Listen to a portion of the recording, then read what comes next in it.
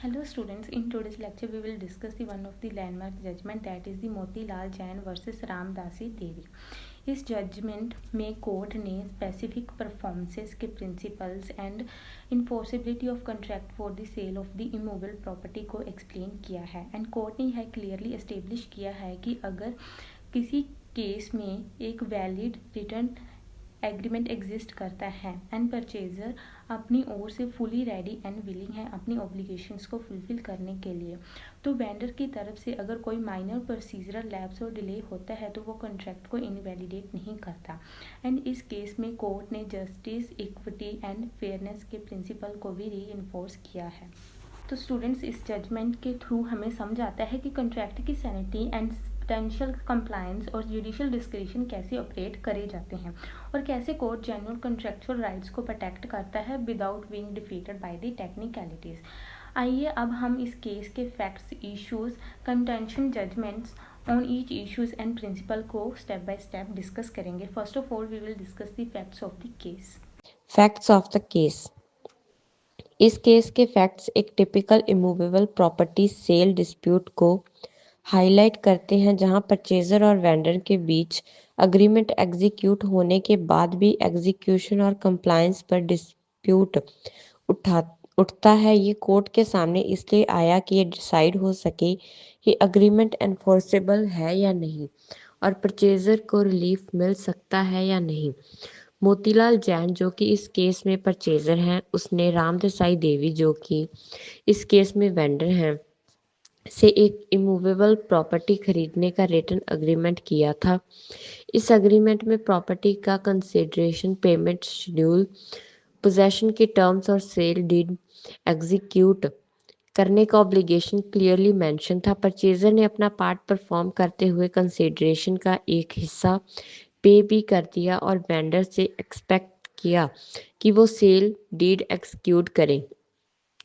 लेकिन वेंडर ने क्लेम किया कि कुछ कंडीशन प्रेसिडेंट या प्रोसीजरल रिक्वायरमेंट्स पूरी नहीं है और जिस वजह से अग्रीमेंट एनफोर्स नहीं किया जा सकता। परचेजर ने आर्ग्यू किया कि वेंडर अपनी ऑब्लिगेशन में डिफ़ॉल्ट कर रही है और इसलिए स्पेसिफिक परफॉर्मेंस का राइट उसका बनता है।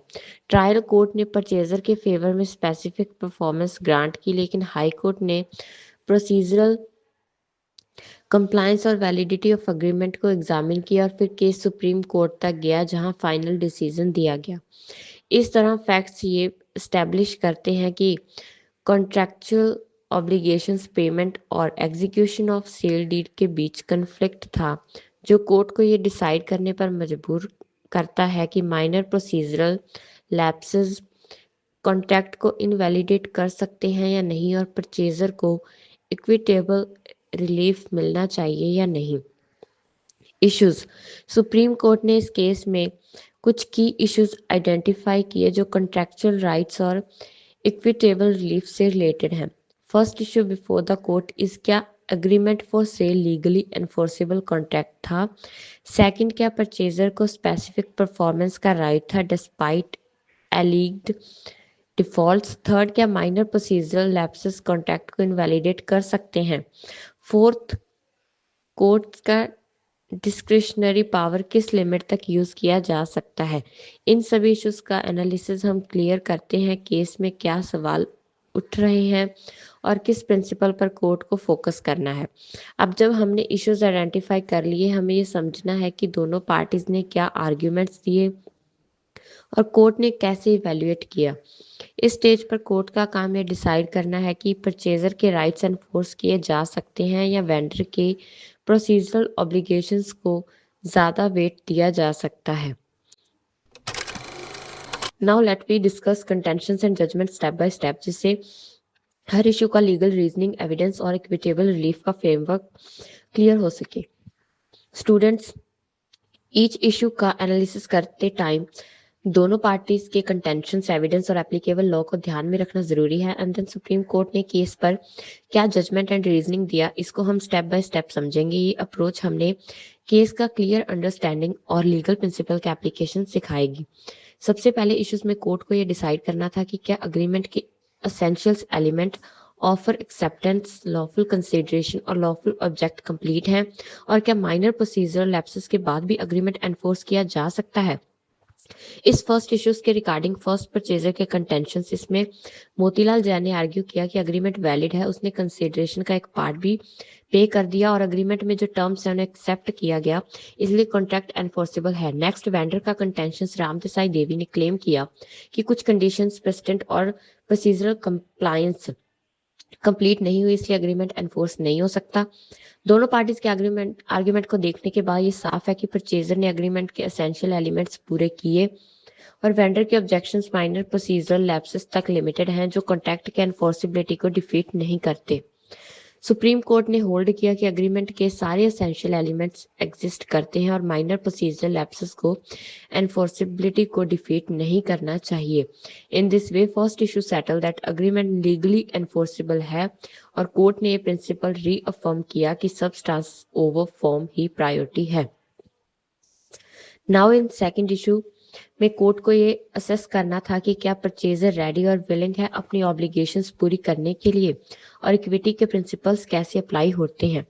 इसके रिगार्डिंग परचेजर ने आर्ग्यू किया कि वो अपनी तरफ से सारे कॉन्ट्रैक्चुअल ऑब्लिगेशंस पूरे करने के लिए रेडी है और विलिंग था और अग्रीमेंट के टर्म्स फॉलो कर रहा था, एंड परचेजर ने कंसिडरेशन का एक हिस्सा ऑलरेडी पे किया, जो कि दिखाता है कि वो सीरियस और जेन्युइन पार्टी है। एंड वेंडर ने अपनी ऑब्लिगेशंस पूरी नहीं की, जैसे कि सेल डीड एग्जीक्यूट करना, इसलिए परचेजर को इक्विटेबल रिलीफ के अंडर स्पेसिफिक परफॉर्मेंस का राइट मिलना चाहिए। परचेजर ने हाईलाइट किया कि इक्विटी और फेयरनेस के प्रिंसिपल के अकॉर्डिंग कोर्ट को उसका राइट और टू एनफोर्स अग्रीमेंट ग्रांट करना चाहिए even after minor default. Now let we see the vendor's contention. Vendor ने आर्ग्यू किया कि परचेजर टर्म और कंडीशंस प्रॉपर्ली कंप्लाई नहीं किए, ये थोड़ी डिले हुई, इसलिए रिलीफ डिनाई करना चाहिए। वेंडर ने प्रोसीजरल लैप्सेस को हाईलाइट किया और बोला कि कोर्ट्स डिस्क्रिशन यूज करके रिलीफ ग्रांट नहीं कर सकती जब तक दोनों तरफ से कंप्लीट कंप्लायंस ना हो। वेंडर का कहना था कि स्पेसिफिक परफॉर्मेंस एक डिस्क्रिशनरी रेमेडी है और माइनर डिफॉल्ट्स के चलते कोर्ट रिलीफ डिनाई कर सकती है। दोनों पार्टीज के आर्ग्यूमेंट को एनालिसिस करने के बाद ये साफ है कि परचेजर ने अपनी तरफ से रेडीनेस और कंसीडरेशन पूरा किया और वेंडर के ऑब्जेक्शन सिर्फ माइनर प्रोसीजरल लैप्सेस तक लिमिटेड हैं, इसलिए इक्विटी और फेयरनेस के प्रिंसिपल के अंडर परचेजर का right to specific performance valid है। Court's reasoning after hearing arguments from both side, court ने एम्फेसाइज किया कि इक्विटी और रेडीनेस मेन फैक्टर हैं।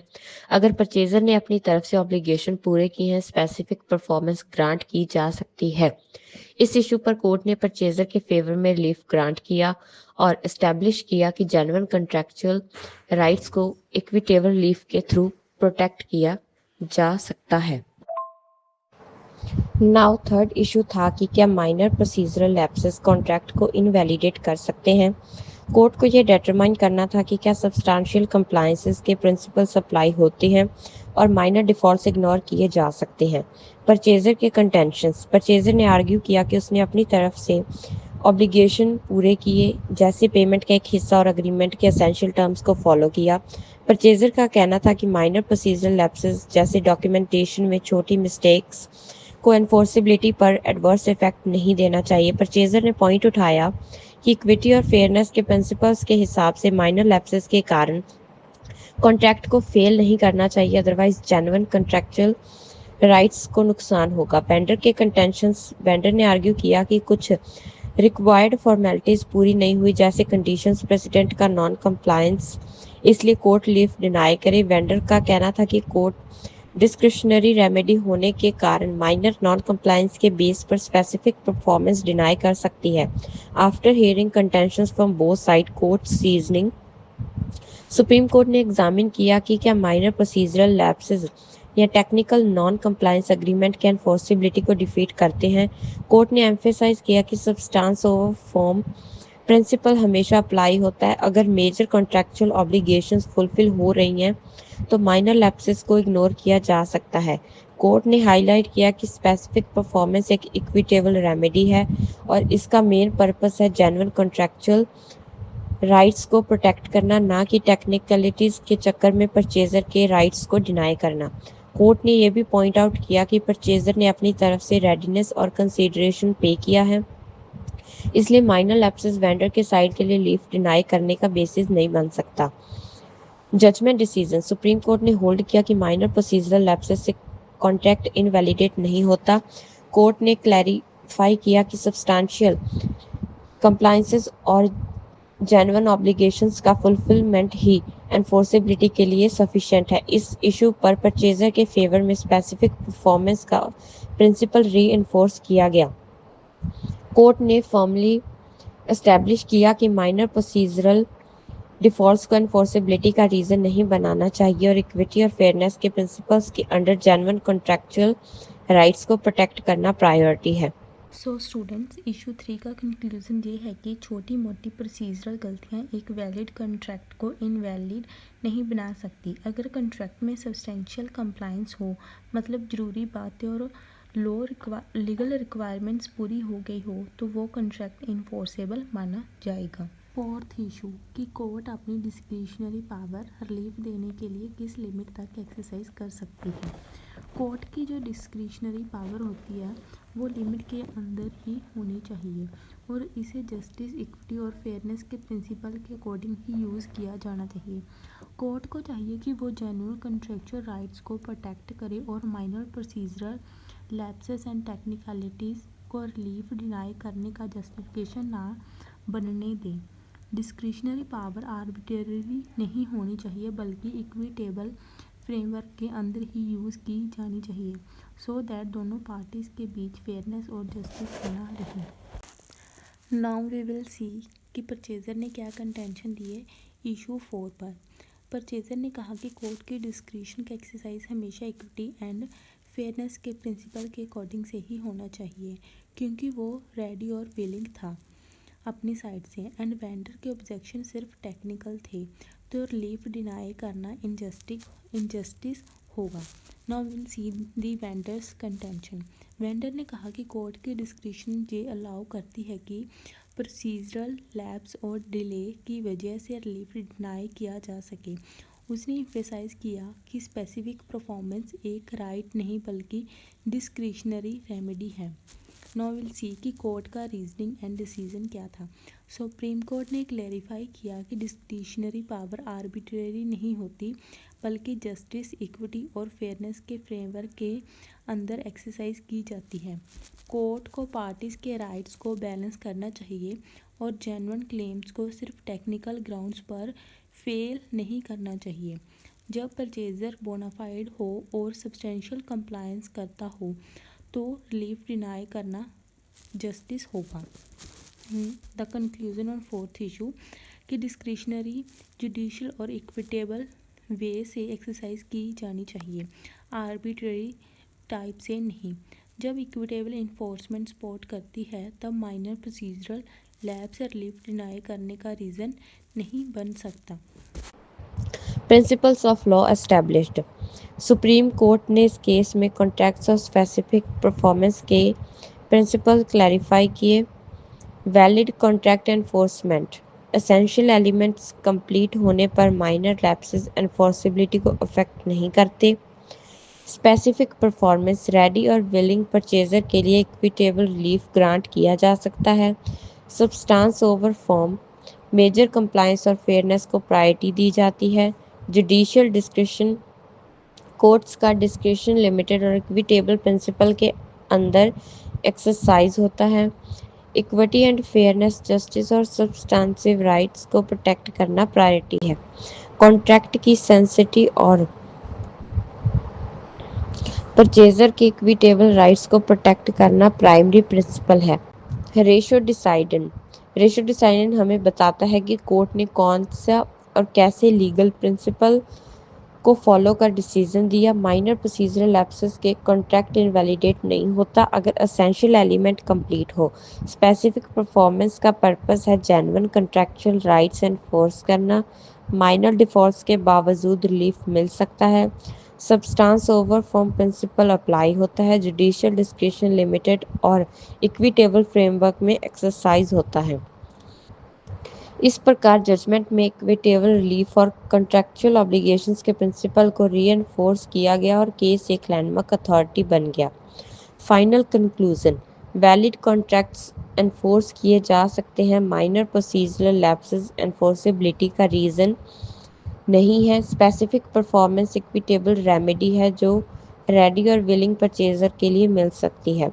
कोर्ट का फोकस सब्सटेंस, इक्विटी, फेयरनेस और जस्टिस पर होता है। सुप्रीम कोर्ट ने इस केस में कॉन्ट्रैक्ट एनफोर्समेंट और इक्विटेबल रिलीफ के जूरिस्प्रूडेंस में लैंडमार्क अथॉरिटी एस्टैब्लिश की, जिसमें जेन्युइन कॉन्ट्रैक्चुअल राइट्स को प्रोटेक्ट करना प्राइमरी प्रिंसिपल है। So students, up to here we have completed our judgment. Stay connected to our channel for more legal lectures and judgments.